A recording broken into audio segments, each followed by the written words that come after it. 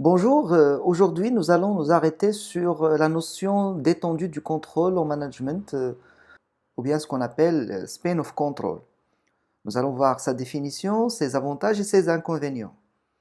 Alors, comme on a dit dans la vidéo précédente, toutes les organisations ont des lignes hiérarchiques, mais leur nombre dépendra de la taille de l'organisation, c'est-à-dire du nombre de salariés, et également de l'étendue du contrôle du gestionnaire au sein de cette organisation. Alors maintenant, qu'est-ce que c'est que l'étendue du contrôle? L'étendue du contrôle, c'est le nombre d'employés qu'un manager peut superviser aussi efficacement que possible. Et d'après l'image que vous voyez là, un supérieur contrôle trois subordonnés qui travaillent sous son autorité et responsabilité. Donc son étendue du contrôle est de trois employés.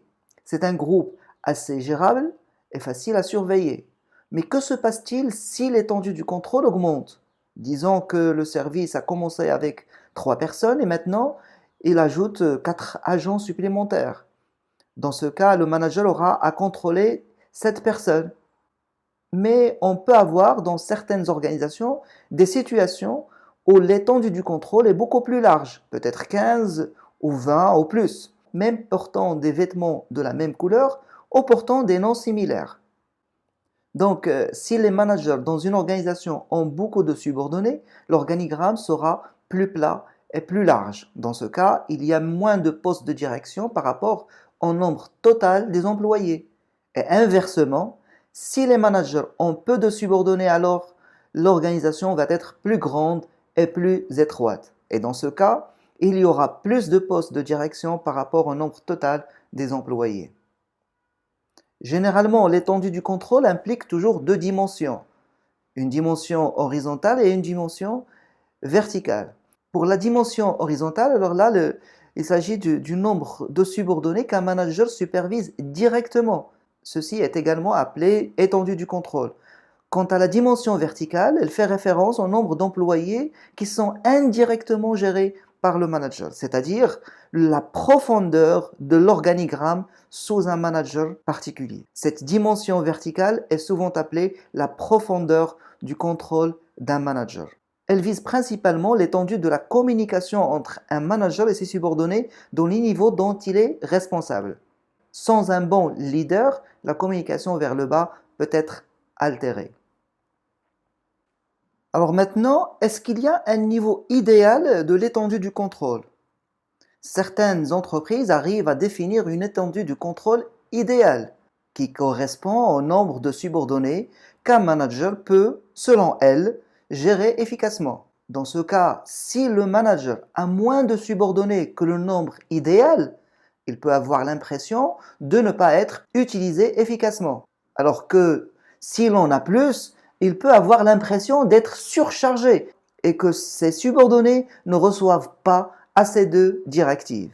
Toutefois, il est difficile de savoir à l'avance si une large ou étroite étendue doit être utilisée au sein d'une organisation. Cela dépendra de ce qui convient le mieux à l'organisation en question. Alors, voici quelques facteurs que les managers devraient prendre en compte. Par exemple, l'expérience et les compétences humaines du manager en question. Il y a aussi la personnalité et les qualités relationnelles du manager.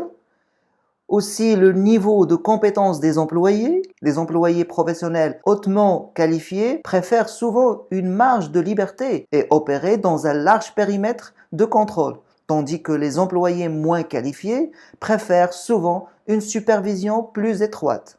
Il y a aussi la nature du travail et la complexité des tâches assignées. Et enfin, la culture organisationnelle.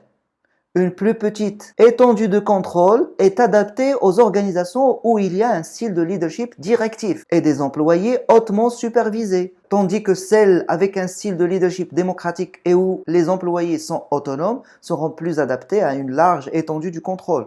De toute façon, il y a des avantages et des inconvénients. Dans le cas d'une étendue large, parmi les avantages, on peut citer les décisions peuvent être prises plus rapidement, les coûts inférieurs parce que peu de managers sont nécessaires par rapport au nombre d'employés. Il y a aussi une amélioration des communications entre les managers et les employés.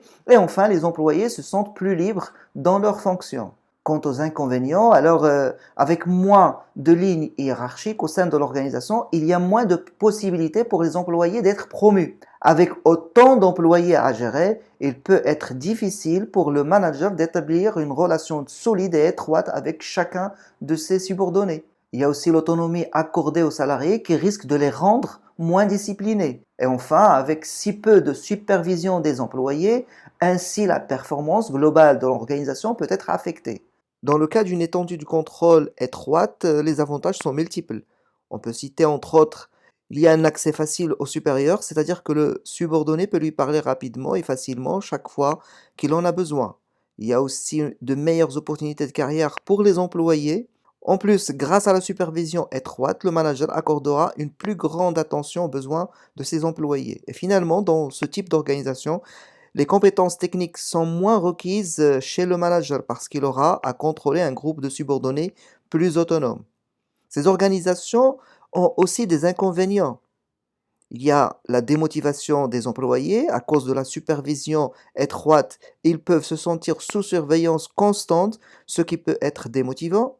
Également, les niveaux hiérarchiques au sein de ces organisations étant élevés, ils peuvent ralentir la prise de décision et au final, avec plus de couches hiérarchiques, la communication sera non seulement plus lente, mais il sera beaucoup plus difficile pour la direction de comprendre les problèmes de tous les salariés.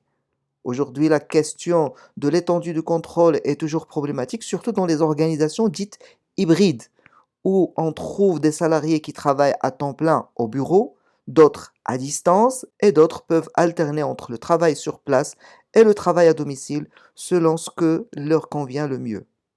Cette vidéo prend fin, je vous souhaite bonne révision et je vous dis à la prochaine.